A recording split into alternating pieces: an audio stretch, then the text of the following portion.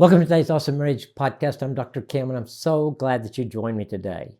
Today is the first of a new series of podcasts that we'll do once a month where I'm just going to answer your questions. So feel free to email me at drkim@awesomemarriage.com. Any questions you have about marriage, relationships, things that nobody else has answered for you, things that you don't want to ask anybody else. It'll be anonymous if we put it on the show. So we'd love for you to do that. And then we'll take the questions. Some months we'll probably just do random questions on different topics. Sometimes we'll put different questions together that just kind of all fit in a certain mold or certain topic. And that's what we've done for this first one today, because we're going to talk about increasing marriage satisfaction in a world that's never satisfied, right? We all live in that world. We live where people are so discontent all the time. But it reminds me of the Apostle Paul. I just love when he was talking about when he was in prison and how he was always content. He'd tell him, if you kill me, I'll be with Jesus. If you let me live, I'm going to preach the gospel. If let me go starve, that's fine. If I'm fed well, I'm fine. If I'm sick, I'm fine. If I'm healthy, I'm fine. Just content in all situations. I think that's something that it's really hard to achieve, but I think it's something we want to see. Can we make that happen in our marriage? So let's go to the very first question. Have you ever struggled with feeling dissatisfied in your marriage? Well, absolutely. Nancy and I have. I think all marriage couples experience seasons of dissatisfaction. Nancy and my marriage has been really no different than yours or anybody else's. The early times in our marriage, I frequently found myself just focusing on what wasn't working in our marriage, and I wasn't appreciating the things that were working. I remember times when small annoyances would just grow into mountains of frustration simply because I was viewing our marriage through a lens of what was missing rather than what was present.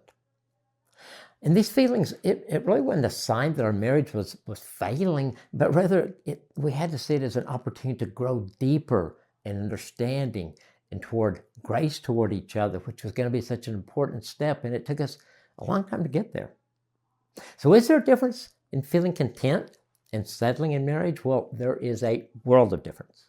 Settling, well, that comes from a place of resignation. I think it's giving up on growth in your marriage. It's accepting it's just going to be mediocre. And a lot of times couples tell me because change just feels too hard. Another sign, contentment, flows from this gratitude, this intentional choice that we make. When you're content, you can at the same time appreciate what you have while still working on what you want to have, on growth. Contentment, I think, says, I see the imperfections in our marriage, but I choose to focus on our blessings while we grow together. While settling says, this is as good as it gets, so I might as well stop trying and hoping for more. I don't think Nancy and I ever got to the point of just settling. We always wanted our marriage to be what God wanted it to be. We just had different ideas on how we were going to get there. I think we found ourselves in ruts at times. We're just getting by day to day. Do you ever feel that way? It's just day to day, we're not making any progress. And we weren't focusing on our blessings, which I think for all of us it's easy to do. And we would be getting irritable with each other, which led to conflict, which eventually it led to change. Because we would say, we have to do something about this. And we would agree on what we wanted to change. We would talk about each other's part. And then we'd try to move forward and make that change and get out of that rut. And so you can make the decision to stay in the rut or get out of the rut. Take the steps to get out of the rut. So next question, what biblical principles guide your marriage and help you stay grounded? Well, I think the principle of sacrificial love that we see in Ephesians 5 has been really transforming for me, and I think Nancy would say for her, because it helped us understand that marriage isn't about getting my needs met, it's about serving my spouse. Now I love Philippians 2, 3, and 4 because it challenges us to value others above ourselves, not looking to our own interests, but to the interests of others. And so I think when both of us, when Nancy and I, both spouses, embrace this mindset, it creates this beautiful cycle of mutual care. Selfishness is today and has been a problem for me. I think maybe it started when I was an only child and grandchild for 8 years. I was always the center of attention, and that's not an excuse, but as I became aware of that, helped me understand why I could be selfish, why I could always want my way. And in my marriage, that wasn't working at all. The concept of God first and Nancy second helped me turn that around. So if I'm following God's plan for my life and my marriage, there's no one else that God would put in second place right behind him but Nancy. And he helps me love her in the way she deserves to be loved. Ask him. He'll help you do that. So I also rely heavily on Philippians 4:8, which encourages us to focus on whatever is true, noble, right, pure, lovely, and admirable. This verse has taught me to train my thoughts toward what's good in our marriage rather than dwelling on the disappointments that can be there. So what does it really mean to love sacrificially? How does that impact our satisfaction in marriage? Well, I think for me, sacrificial love means I'm putting Nancy's needs ahead of mine, ahead of just my own comfortable preferences. Not in a way that enables dysfunction in our marriage, but in a way that helps me demonstrate Christ's love to her. It's choosing patience when I'm frustrated. It's extending forgiveness if I've been hurt. And it's serving when I'm tired. And it's amazing how sometimes that energizes me. Counterintuitively, this kind of love increases satisfaction because it shifts our focus from what we're getting to what we're giving. And when both of us commit to loving this way, each of us feels deeply valued, and that creates a foundation of trust and security. It gives a foundation where true intimacy can really grow and flourish. The key word here for me is choice. I always have a choice in my marriage. Some grow our marriage, my choices, and some chip away at it. Things are so much better, obviously, when I choose the choices that grow our marriage. So how do you stay content with each other while you're still growing as individuals and a couple? That's a great question. For me, I found it's helpful to distinguish between discontent that stems from unmet expectations versus discontent that signals areas of healthy growth. Because sometimes healthy growth can be discontent because it's hard sometimes. The key, though, is maintaining a posture of gratitude while still being honest about where improvement is needed. So we intentionally celebrate, Nancy and I do, each other's strengths. We encourage individual growth. We understand that when one of us flourishes, our marriage benefits greatly. We have regular conversations about our individual goals and dreams, and then we discuss how we can support each other in those pursuits, at the same time making our marriage strong. It's like a team that has figured out how to win games. No matter what the sport, it's bringing out the best in each other, in your teammates, and having realistic expectations of one another. Same's true for your marriage. Your team, you want to bring out the best in each other. So how do we encourage each other to see the blessings in our relationship rather than focusing on what's missing? Well, we've kind of developed this practice of sharing specific appreciations on a regular basis. And I've talked a lot about how Nancy has taught me just to say thank you for everything, which I love. But not just those thank yous, but detailed observations about maybe qualities we value in each other. And when we do that consistently, like when we have difficult seasons, we can intentionally recall the stories of that and of God's faithfulness in our marriage and what He has done and the hope of what He's going to continue to do. I talk about a lot, but our habit of daily prayer in our marriage has helped so much. There's one trap that I see couples really fall into today, and that is comparison. Social media, other friends' marriages, you only see part of the picture, but we act like that's the reality when 99% of the time, maybe 100%, it's not. Every marriage has its unique challenges and its unique strengths. And when you focus on your specific blessings, it helps you resist the temptation to wish your marriage was like theirs, like somebody else's. So how do you protect your marriage from outside influences that can breed dissatisfaction, such as unrealistic cultural expectations or temptations? Well, Nancy and I try to be very intentional about the media we consume and the people we spend time with. Together, we've learned to recognize when certain shows or social media accounts or even some friendships consistently leave us feeling inadequate or dissatisfied, and we make adjustments accordingly. Which means we may not watch something. We may get off of social media for a while. We may change friendships. We may kind of put those on the back burner for a while. Let's also try to maintain open communication about our temptations, not in a way that creates insecurity in either one of us, but in a way that acknowledges that we are both vulnerable humans, and we invite that accountability between each other in our marriage. So this transparency for us has built trust, and it actually decreases the power of those outside influences.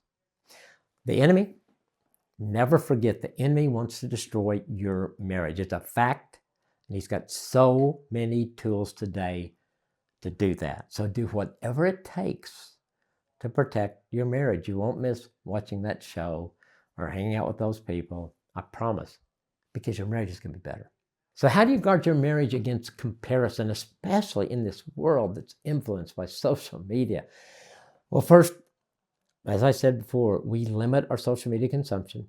We're mindful how it affects our thinking.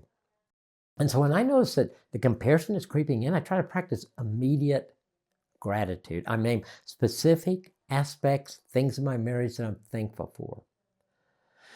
Nancy, I've also found it helpful over the years to build friendships with couples who are transparent about their struggles and their joys in marriage, because these are authentic relationships, and there's reality there, realistic perspective that counters this highlight reels that we so often see online. Question: does creating space for intentional time together affect how satisfied couples are in their marriage? You know what my answer is? Without a question. Quality time isn't a nice bonus in marriage. It is essential. It is oxygen for your marriage. So when we neglect intentional connection, dissatisfaction inevitably grows because we start feeling like roommates instead of spouses. The key? Well, it's understanding each other's definition of quality time. For some, it's deep conversations. For others, it might be shared activities or physical touch. So you want to learn to speak each other's connection language and then prioritize that time together that helps sustain the relationship through those busy seasons. For us, I think it's a combination of different levels of communication. Some days it's just kind of like reporting the news and how are things, and sometimes it goes deeper depending on what's going on in our lives and the need we have to connect with each other. Question: do you feel like the way a couple chooses to handle conflict affects how they would rank their marital satisfaction? Is there a way to work through conflict that actually helps spouses feel more satisfied in their marriage? Absolutely. Healthy conflict resolution is one of the strongest predictors of marital satisfaction. Couples who avoid conflict may appear peaceful, but often they experience a silent resentment inside that's eroding the intimacy over time, and someday that just might blow up. The approach that has most strengthened our marriage is viewing conflict as an opportunity to understand each other better than a competition to win. This means that we try to listen to understand before we respond. We try to validate each other's feelings even if we disagree with their conclusion, because their feelings are valid, and seeking solutions that honor both of our perspectives. When conflict leads to greater understanding and feeling truly heard, it actually increases satisfaction rather than diminishing it. It's something that all of us need to work on, and it's actually one of the best gifts you can give to your marriage is learning how to listen well and resolve conflict. How do you keep intimacy alive in a way that honors God and deepens your connection? Well, I think intimacy thrives in this atmosphere of emotional safety and intentional nurturing. Honest conversations about needs and desires Physical intimacy is this natural expression of the emotional and spiritual connection we cultivate throughout our daily interactions. I call it 24/7, 365 foreplay. It's what happens the other 23 and a half hours each day as to what the intimacy, the physical intimacy, is going to be like in your marriage. Physical intimacy isn't just about the physical connection, but encompasses emotional vulnerability, spiritual sharing, your faith, your relationship, and intellectual engagement. Those conversations, those deep conversations. And when we invest in these multi-dimensions of intimacy, our physical connection naturally becomes more meaningful. It becomes more fulfilling. And I've always said the best sex ever is in the context of a Christian marriage, because the physical, the mental, the emotional, and the spiritual all come together.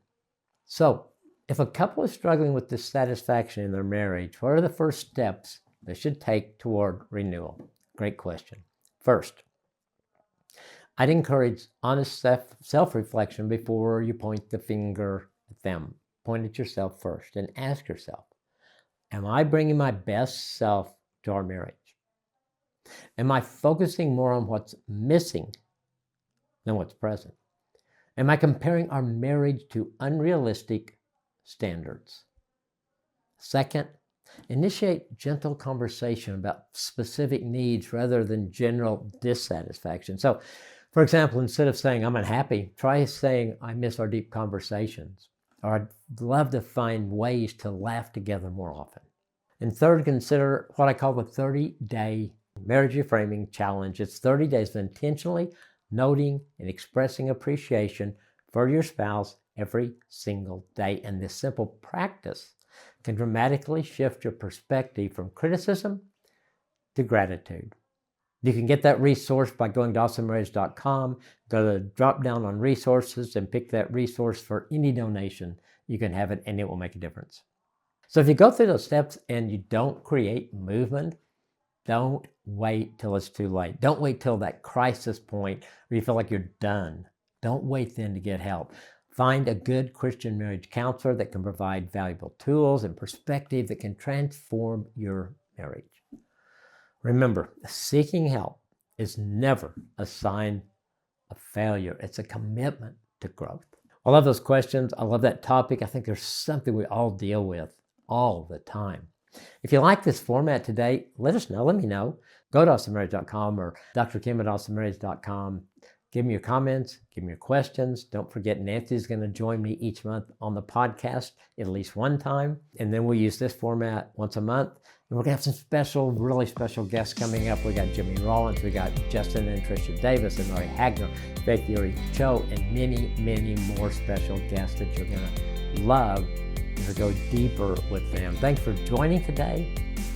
And as always, do something awesome for your marriage.